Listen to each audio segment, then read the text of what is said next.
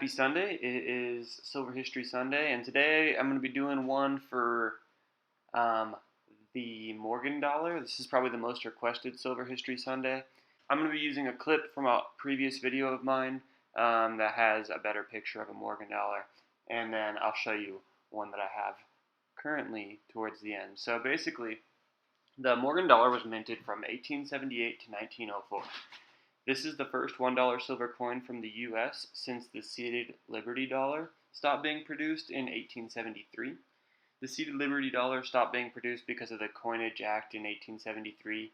This was basically an act that charged silver holders a larger fee if they went to the mint to have the silver turned into coinage, which you used to be able to do before that. You used to be able to just go to the mint, give them your silver, and then they would press it into coins for you. So what this had was it had a effect of devaluing silver, and I'm going to get more into that on a separate video, but basically the point is that these Morgan dollars were new and exciting for silver supporters in the United States. In 1878, something called the Bland Allison Act, also known as the Grand Bland Plan, it was passed, which it didn't bring back the free coining of silver, but instead it required the Treasury to purchase $2 to $4 million worth of silver, which would be turned into coins every single month at the historical ratio of 16 to 1 with gold. So that fixed 1 ounce of gold to be worth 16 ounces of silver. Then between 1890 and 1893, the rules about how much silver the Treasury had to purchase and how often they had to mint them into coins changed. But eventually, in 1898, Congress had approved that all of the remaining silver bought by the Treasury was to be minted into silver coins. It was 1904 when the Treasury finally ran out of silver purchased, since the Grand Bland Plan started, and thus the minting of the Morgan dollar ceased. 17 years later, in 1921, the Morgan dollar began minting again, which was soon replaced by the peace dollar. And if you're interested in the peace dollar discussion, you should check out my Silver History Sunday about that coin, because I kind of talk about why the peace dollar replaced the Morgan dollar. The coin itself was named the Morgan dollar after the U.S. Mint assistant engraver George T. Morgan, who designed the coin. In 1876, the director of the Mint, Henry Linderman, was in search of a well-qualified individual who would be willing to work for the U.S. Mint as an assistant engraver to work with William Barber for a 6-month trial period.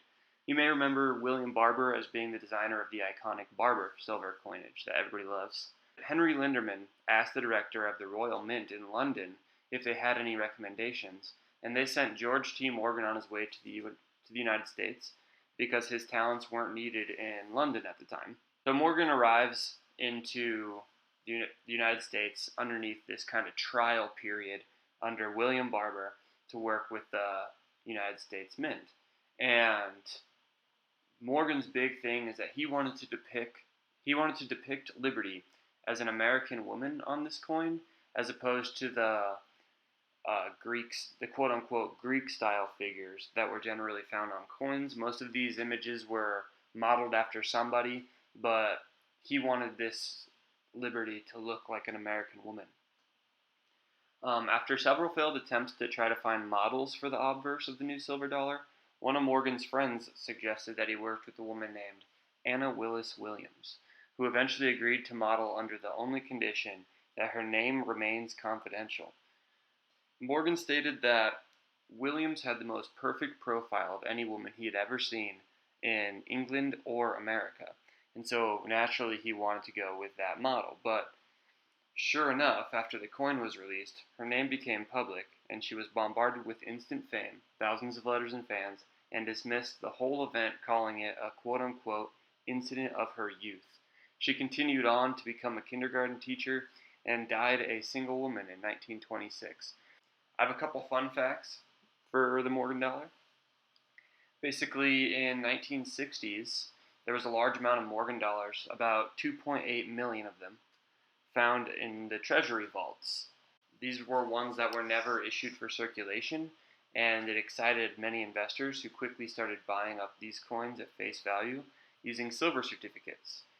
It's recorded that people were even pushing wheelbarrows in line to try to collect the rare Morgan dollars. Eventually, the Treasurer stopped this, and they stopped allowing the exchange of silver certificates for silver coins in 1964, and the remaining coins were auctioned off and generated about $107 million in revenue. So that's pretty cool. Another fun fact is in 1970s, the Treasury sold a large quantity of Morgan dollars that were minted at the Carson City Mint in Nevada, and these coins carry a huge premium today, and they're highly sought after. So if you ever run across a Carson City Morgan, it's generally worth a lot more than just your average Morgan dollar. Another fun fact, when Morgan was finally recognized as a decent engraver under the trial period with Chief Engraver Barber, the Mint gave Barber a chance to submit competing designs for the new dollar as well, and the Mint would just choose whatever one they liked.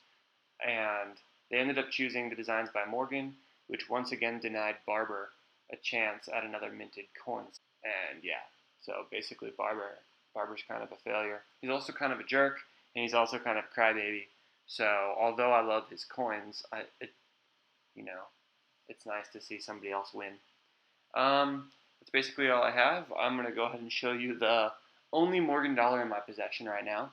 Generally, when I want to gift a coin to somebody who's starting out in their silver stacking career or even their coin collecting career, or they're just interested in American history, the coin that I give them is a Morgan dollar. And now I don't usually buy Morgan dollars because their premium is quite high for the amount of silver you actually get. And since I'm primarily a weight stacker and not so much a numismatic coin collector, although the Morgan dollar will retain its premium generally, I usually opt for a 1-ounce bullion coin instead. So the Morgan dollars I end up gifting away, and this is my only Morgan dollar I have right now, which is pretty bad. So you can tell why I had to use a clip from a previous video in order to show you with a little bit more detail, and that's not even a great specimen, but with a little bit more detail how the Morgan dollar looks. So yeah, thanks for watching, guys.